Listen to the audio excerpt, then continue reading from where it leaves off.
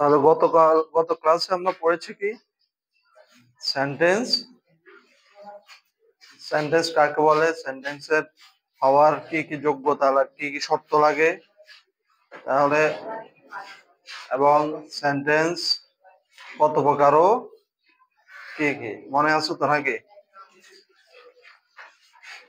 তাহলে সেন্টেন্স কয় প্রকার, সেন্টেন্স সেন্টেন্স হওয়ার শর্ত কি কি? আকাঙ্ক্ষা, আসক্তি, যোগ্যতা। এরপরে সেন্টেন্স সেন্টেন্স কাকে বলে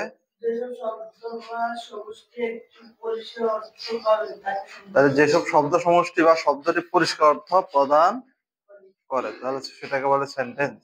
সেন্টেন্স কত প্রকার, কি কি? অ্যাজারটিভ সেন্টেন্স বর্ণনামূলক, ইন্টারোগেটিভ প্রশ্নবোধক, হ্যাঁ হ্যাঁ হ্যাঁ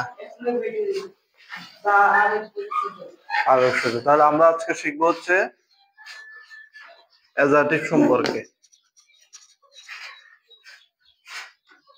কি সম্পর্কে শিখবো?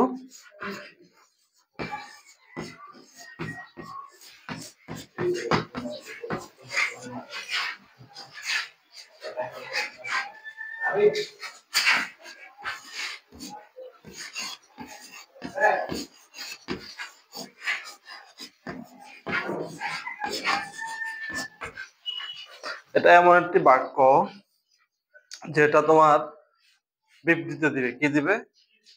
বিবৃতি দিবে। কি দিবে? বিবৃতি দিবে, বর্ণনা করবে। কি করবে? কোনো কিছু বর্ণনা করবে। যেমন তামিম ভাত খায়, তামিম হাঁটে, তামিম মাদ্রাসায় যায়, তামিম ফুটবল খেলে, তামিম হাসে। এভাবে কি কি বুঝাবে? বিবৃতি বুঝাবে, বর্ণনা দিবে। কারো সম্পর্কে কোনো কিছু বর্ণনা দিবে বা কোনো জিনিস সম্পর্কে বর্ণনা দিবে। যেমন the chalk is new, the chalk is new, the chalk is good for write. এভাবে কোনো কিছু সম্পর্কে বর্ণনা দিবে। কোনো কিছু সম্পর্কে কি দিবে? বর্ণনা দিবে। তাহলে পৃথিবীর প্রায়, একটা নোট হচ্ছে, পৃথিবীর প্রায় 80 ভাগ, কত ভাগ? 80% বাক্যই হচ্ছে অ্যাজারটিভ। 80% বাক্যই হচ্ছে, আর বাকি যে 20% আছে সেটা হচ্ছে অন্য যে 4 প্রকার রয়েছে সেগুলা বাক্য। কয় প্রকার আছে? আর 4 প্রকার আছে। কয় প্রকার? তাহলে তুমি যদি অ্যাজারটিভ গঠনটা তুমি ভালোভাবে দিতে পারো, তাহলে তুমি পৃথিবীর 80 ভাগ বাক্য তুমি লিখে ফেলতে পারবা। কি বুঝে আসছে? পৃথিবীর প্রায় 80 ভাগ বাক্যই তুমি লিখে ফেলতে পারবা, বলতে পারবা, লিখতে পারবা, যদি তুমি অ্যাজারটিভের গঠনটা সুন্দরভাবে বুঝতে পারো। তাহলে অ্যাজারটিভ কিভাবে গঠন করবে? যে বর্ণনামূলক, বিবৃতিমূলক, বর্ণনামূলক। এরা কিভাবে লিখবা? প্রথমে দিতে হবে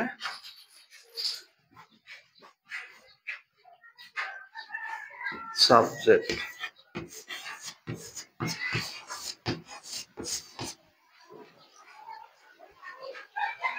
তারপর হচ্ছে ভার্ব, তারপরে কি?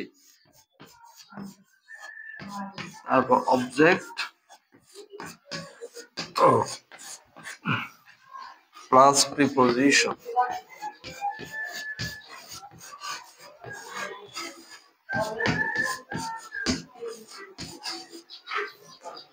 প্রথমে দিতে হবে সাবজেক্ট, তারপর ভার্ব, তারপর অবজেক্ট। এরপরে তুমি যদি কোনো বাক্য বাড়াইতে চাও, বাক্য যদি আরো বৃদ্ধি করতে চাও, বাক্যটাকে তুমি আরো বাড়াইবে, আরো বড় করবা, তখন কি করবে? প্রিপোজিশন দিয়ে বাক্যটা আরো বৃদ্ধি করা যাবে। তো আমাদের অতটুকু যাওয়ার দরকার নেই। আমরা আজকে জানবো শুধু সাবজেক্ট, ভার্ব প্লাস অবজেক্ট সম্পর্কে। বাক্য অত বড় বাক্য এখন তৈরি করার দরকার নাই, যতটুকু আছে নর্মাল বাক্য তৈরি করার চেষ্টা করবো। তাহলে প্রথমে কি দিতে হবে? সাবজেক্ট। সাবজেক্ট কি? সাবজেক্ট মানে কর্তা। সাবজেক্ট মানে কি?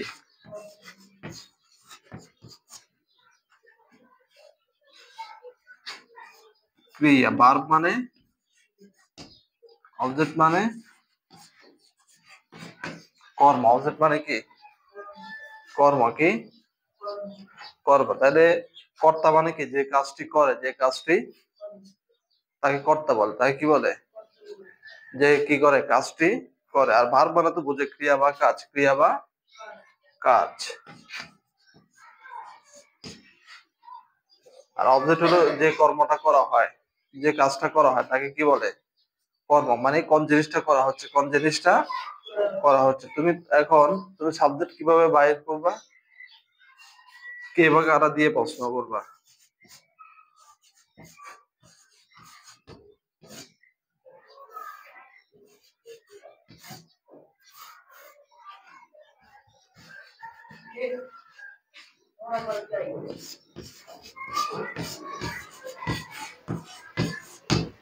কে বা কারা দিয়ে প্রশ্ন করলে সাবজেক্ট বের হবে। যেমন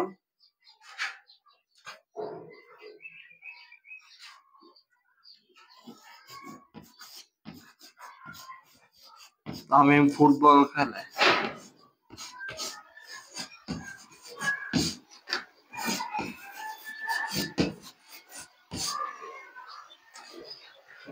তাহলে কে বা কারা দিয়ে প্রশ্ন করা বাক্যটাকে?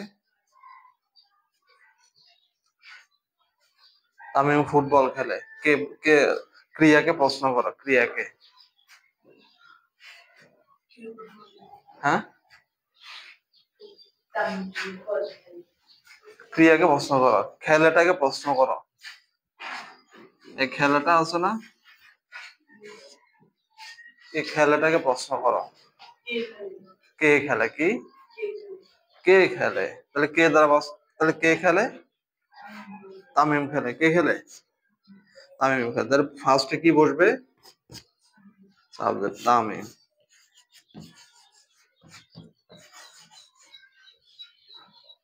এরপরে কি? ভার্ব। কাজ কোনটা এখানে? খেলে। ভার্ব মানে আবার শুধু যে ক্রিয়া বা কাজ এটা না, আবার হওয়া, কোন জিনিস হওয়া, থাকা, যেমন হ্যাভ, হ্যাজ, এগুলো বুঝে। আচ্ছা, ওটা পরে যাব আমরা। তামিম। তাহলে কি? তাহলে দ্বিতীয়তে আমরা সাবজেক্টের পর আমাদেরকে কি বসাইতে হয়? ভার্ব বসাইতে হয়। কি বসাইতে হয়? ভার্ব বসাইতে হয়। তাহলে ভার্ব যদি বসাও, তাহলে ভার্ব কোনটা? খেলে। খেলে ইংলিশ কি? এ। এবারে অবজেক্ট কিভাবে বের করবা?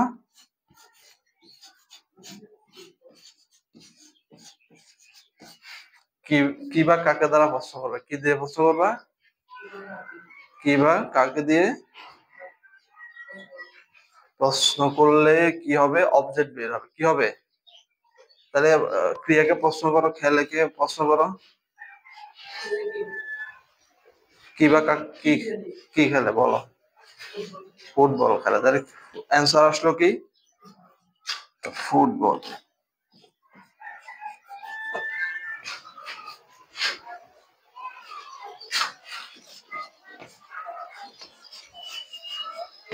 বুঝে আসছে না? তামিম প্লের জায়গায় অবশ্য এস হবে, প্লেস হবে। কারণ হচ্ছে আমরা যখন টেন্সে যাব তখন আমরা বুঝতে পারবো এটা থার্ড পারসন। তামিম হচ্ছে থার্ড পারসন। তারপরে সিঙ্গুলার যদি হয়, সাবজেক্ট যদি থার্ড পারসন সিঙ্গুলার, কি হয়? থার্ড পারসন সিঙ্গুলার হয়। কি হয়? থার্ড পারসন সিঙ্গুলার হয়। তাও আবার প্রেজেন্ট ইনডিফিনিট আছে, তাহলে বারোর সাথে এস বাই এস যোগ হয়। কি যোগ হয়? তাহলে আমরা পরবর্তীতে জানবো। টেন্সের প্রকারে গেলে আমরা ভালোভাবে এটা বুঝতে পারবো।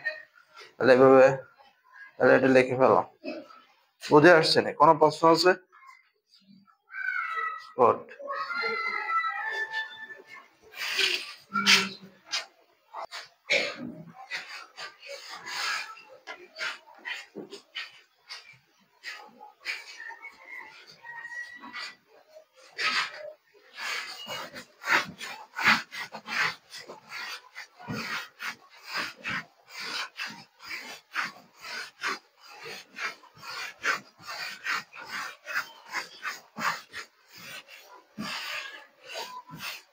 তাহলে অ্যাডজেক্টিভ গেল। এবার আমরা জানবো হচ্ছে ইম্পারেটিভ সম্পর্কে। কি সম্পর্কে?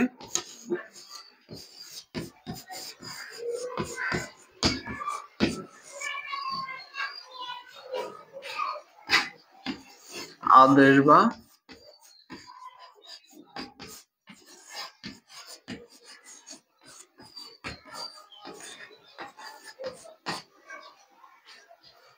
বা অনুরোধ। কি বোঝাবে? আদেশ বা,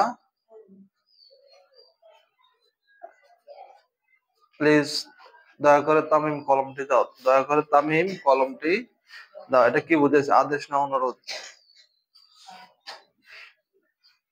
অনুরোধ বুঝেছে। তামিম ওখানে যেও না, তামিম তামিম হলে যেও না। কোথায় যেও না? তামিম ছবি দেখিও না। তামিম কি করিও না? ছবি দেখিও না। তামিম নামাজ পড়ো। তামিম নামাজ, তামিম কি করো? নামাজ নামাজ পড়ো। তাহলে এটা কি হবে? এটা কি সেন্টেন্স হবে? ইম্পারেটিভ। কি সেন্টেন্স? ইম্পারেটিভ সেন্টেন্স গঠন করবে কি হবে?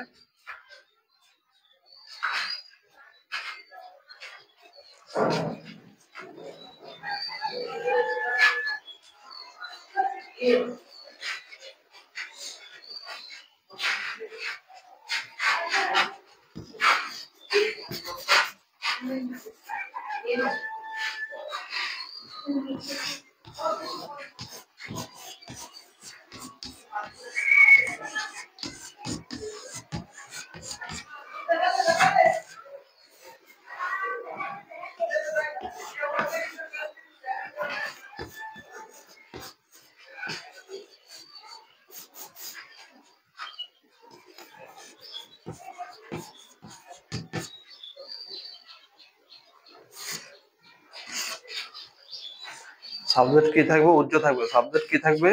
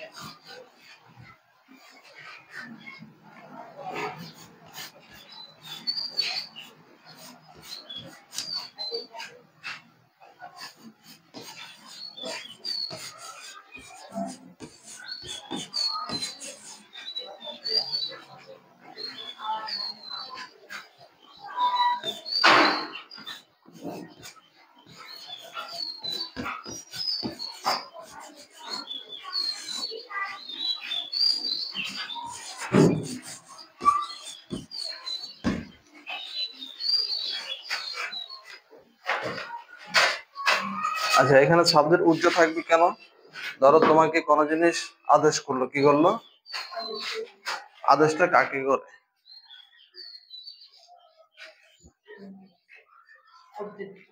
মানে আদেশটা ধরো আমি কোনো কিছু বললাম, কি করলাম? কোনো কিছু আদেশ করলাম, কাকে করলাম? দ্বিতীয় সেকেন্ড পারসন কে করলাম না তো? তোমাকে করলাম না? অনুরোধ করলাম, কাকে করলাম? সেকেন্ড পারসন কে। কাকে? তোমাকে করলাম। কাকে? তোমাকে। সব সময় সাবজেক্টটা তুমি হয়। তুমি, তোমরা, তুই, আপনি, আপনারা, আপনি, আপনারা কি হয়? সাবজেক্ট হয়। সাধারণত কি করা হয়? আদেশ অনুরোধটা কাকে দেওয়া হয়? সেকেন্ড পারসন কে। থার্ড পারসন কে কি বলা হয়? সে। এভাবে কি বলা হয়? সে মাদ্রাসায় যাও। সে মাদ্রাসায় যাও। না, নাকি বলা হয় তুমি মাদ্রাসায় যাও? বা এটা কি বলা হয় আমি মাদ্রাসায় যাও? এটা কি হবে? কোন বাক্য হবে এটা? তাহলে আদেশ করতে হলে কাকে করে? সেকেন্ড পারসন করে। তুমি মাদ্রাসায় যাও। সব সময় তুমি, তোমরা, আপনি, আপনারা, তুই, সব সময় কি আসে, এগুলাই সাবজেক্ট হিসেবে আসে। যার ফলে বাহুল্যতা বিবেচনায়, কি বিবেচনায়, বাহুল্যতা বিবেচনায়, বাহুল্যতা হলে কি হয় না, বাক্য হয় না, বাক্যের কি হয়, অতিরঞ্জিত হয়ে যায়, তখন বাক্যটা দেখতে সুন্দর দেখা যায় না, শুনতেও ভালো শোনা যায় না। বাহুল্যতা বাক্যের একটি কি, ব্লান্ডার বা কলঙ্ক। এই জন্য কি করা হয় না, এটা কি করা হয় না, বাহুল্যতা বিবেচনায় এখানে কি করা হয় না, সাবজেক্টটা বসানো হয় না। তারপর শুধু কি করবা, ভার্ব বসাবা plus object. Please give me, give the verb, don't verb, dog verb. এরপরে কি অবজেক্ট বসাই দিবে, bad word, bad word object, pen object, pen object. পেনটা কি, পেনটা কি, অনেক কয়টা বাজে দেখো তো, কারো কাছে নাই।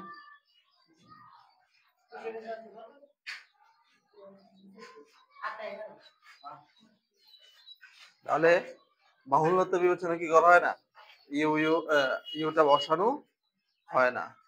বাংলা যদিও আমি আপনারা, কিন্তু ইংলিশে ইউ অর্থ হয় সবকিছু। তুই, তুই অর্থ ইউ, আপনারা অর্থ ইউ, ইউর, আবার কি তুমি অর্থ ইউ, তুই অর্থ ইউ, তুই ইংলিশে ইউ, তুমি অর্থ ইউ, সবসময় ইউ ব্যবহৃত হয়। তোমাদের জায়গায় শুধু আর যোগ হয়, ইউর যোগ হয়। তাহলে এটা গেল কি, এটা হলো কি ইম্পারেটিভ গঠনের নিয়ম। তাহলে ইম্পারেটিভ গঠন কিভাবে করতে হবে, সাবজেক্টটা উজ্জ্বল থাকতে হবে, তারপর ভার্ব বসবে, তারপর অবজেক্ট বসবে।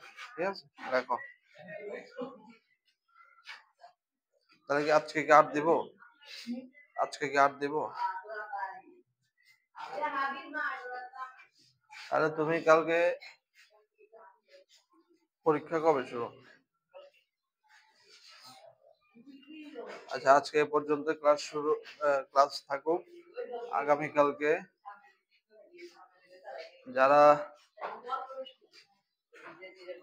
যারা অনলাইনে যুক্ত আছেন বা আমার অফলাইনে যারা আছো, তাহলে আপনারা আগামী ক্লাসে অ্যাজার্টিভ সেন্টেন্সের 5টি বাক্য লিখবা, আর হচ্ছে